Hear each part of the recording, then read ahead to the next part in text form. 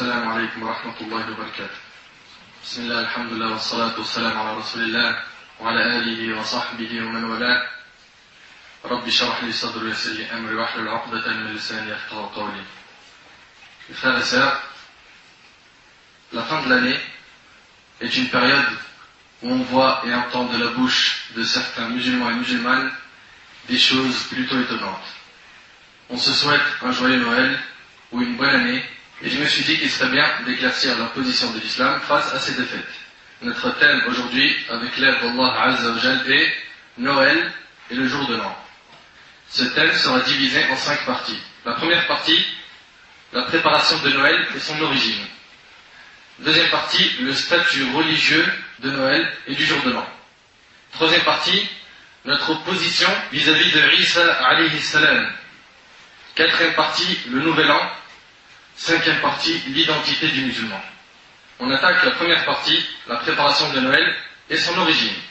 Mes frères et sœurs, on voit chaque année à l'approche de Noël et du jour de l'an des décorations dans toutes les rues, des sapins, des guirlandes, des boules, des Pères Noël, des soldes dans les magasins pour Noël, des dindes pour Noël, des bûches de Noël, des cadeaux et des jouets pour enfants pour Noël. On voit même aujourd'hui des musulmans qui fêtent Noël. Naam. Ils achètent le sapin, les chaussettes qu'ils accrochent à la cheminée quand ils en ont une. Ils préparent les meilleurs repas et les meilleurs vêtements pour fêter Noël, et ils sont heureux plus que tout. Et ce qui est étonnant et triste à la fois, c'est que ces mêmes musulmans ne font pas le quart de ce qu'ils font pour Eid al-Fitr et Eid al-Adha. Ces musulmans fêtent Noël. Et ce qui déçoit, c'est que tu les vois le jour de l'Eid en mode plus que normal. Ils ne sortent même pas que c'est une fête. Ils ne vont pas à la mosquée pour Salat al-Eid. Et quand il s'agit de Eid al-Adha, t'en vois certains qui ne sacrifient même pas de bêtes. Ils ne s'habillent pas comme ils s'habillent pour Noël et ils ne mangent pas la même chose. Aujourd'hui, ça fait mal au cœur de voir nos frères qui s'appellent Mohammed et Omar et nos sœurs qui s'appellent Fatima et Khadija se rendre aux Champs-Élysées ou en boîte de nuit la nuit du 25 décembre. Pourquoi? Pour kiffer un coup. Pour eux, c'est un moment pour être heureux. Et donc la joie leur autorise tout ce qui est illicite, à savoir l'alcool, la drogue, la cigarette, les boîtes de nuit, danser, lâcher son numéro et enfin dormir à l'hôtel. Et quand tu leur demandes, mais pourquoi est-ce que vous êtes dehors, sous la Tour Eiffel, et aux Champs-Élysées, et au Sacré-Cœur, et dans tous ces endroits, la nuit du 25 ou du 31, ils répondent, Akhi, mon frère, toi ça se voit que tu ne connais rien à l'intégration. Ça se voit que tu connais rien à l'intégration, 0 sur 1000. Donc pour s'intégrer, nos jeunes sont prêts à lâcher ce qu'ils ont de plus cher, à savoir leur identité musulmane. Wala hawla wala quwwata illa billah. Voilà ce que répondent nos jeunes qui fêtent Noël.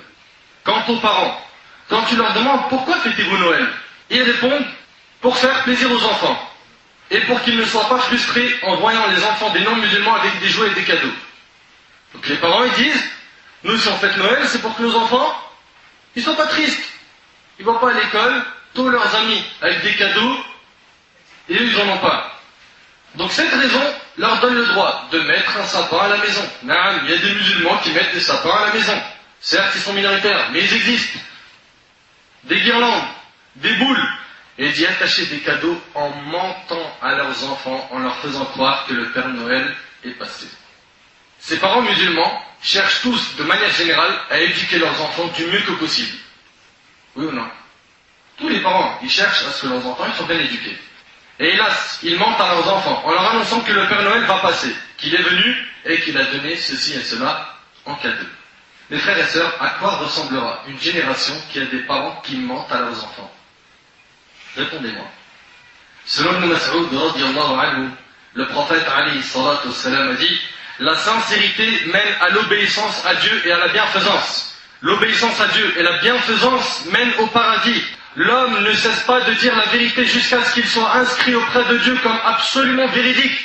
Le mensonge mène à la rébellion à Dieu. La rébellion à Dieu mène à l'enfer.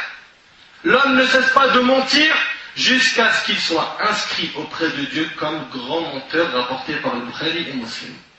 Et selon Baz ibn Hakim, radiallahu anhu, qui rapporte de son père, qui rapporte de son grand-père, qui disait, le prophète alayhi salatu wassalam avait dit: malheur à celui qui raconte et ment pour faire rire les gens. Malheur à lui malheur à lui rapporté par Abu Daoud et d'autres. Malheur à celui qui ment, même pour rire. Malheur à celui qui ment pour faire rire les gens. Le prophète, alayhi salatu wassalam, il dit malheur à lui. Et aujourd'hui, une personne, il ne peut pas s'empêcher de mentir pour faire rire les gens. Est-ce que dans les ordres d'Allah, on t'a demandé d'être un clown, un comique, un comédien? Pourquoi est-ce que tu mens? Ô toi, père de famille, ô toi qui es mère de famille, pourquoi mens-tu à tes enfants? Pourquoi est-ce que tu leur enseignes le mensonge dès qu'ils sont petits en leur disant le Père Noël? Pour finir sur ce point, je m'adresse aux parents en leur disant, dites à vos enfants qui sont petits, Noël ce n'est pas pour nous. Noël ce n'est pas pour nous. Et dites-leur que les longs musulmans ont une seule grande fête et nous on en a deux. Eid al-Fitr et Eid al-Adha. Hélas, nombreux sont les musulmans qui ne font pas de cadeaux à leurs enfants le jour de Eid al-Fitr et Eid al-Adha. Et ils n'expliquent même pas à leurs enfants le sens du sacrifice de Eid al-Adha. Et après ils s'étonnent que leurs enfants préfèrent les fêtes des non-musulmans aux leurs. Explique à ton enfant c'est quoi l'Aïd chez nous. Explique-lui que c'est une adoration. Explique-lui qu'on se rapproche d'Allah Azza wa Jal par cette joie le jour de Eid al-Fitr et Eid al-Adha. Explique-lui un peu qu'est-ce qui s'est passé le jour de Eid al-Adha. Explique à tes enfants, montre-leur la valeur et le mérite de ces jours sacrés. Non, il leur montre rien. Et l'enfant, il voit des sapins et des guirlandes à l'école et des cadeaux. Et des gens qui ont des nouveaux téléphones pendant cette période et qui ont des consoles et des jeux, etc., etc. C'est normal qu'il est jaloux. C'est normal. Tu ne lui as pas enseigné l'importance de nos jours de fête, c'est pour ça qu'aujourd'hui il se tourne vers les autres fêtes.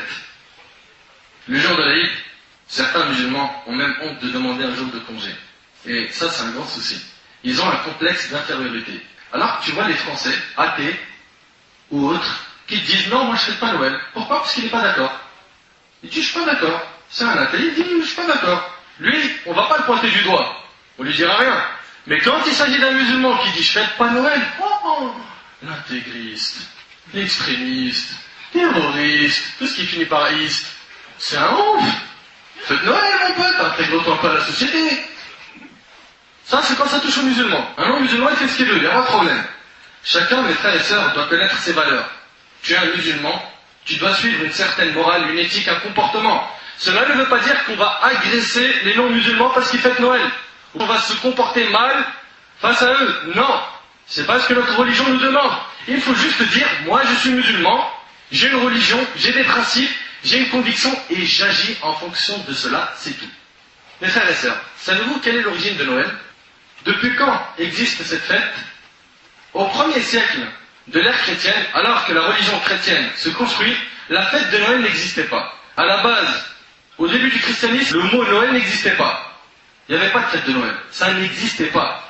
Pourtant, l'origine de Noël et son histoire sont étroitement liées au culte païen, qui était avant le christianisme très nombreux autour du 25 décembre.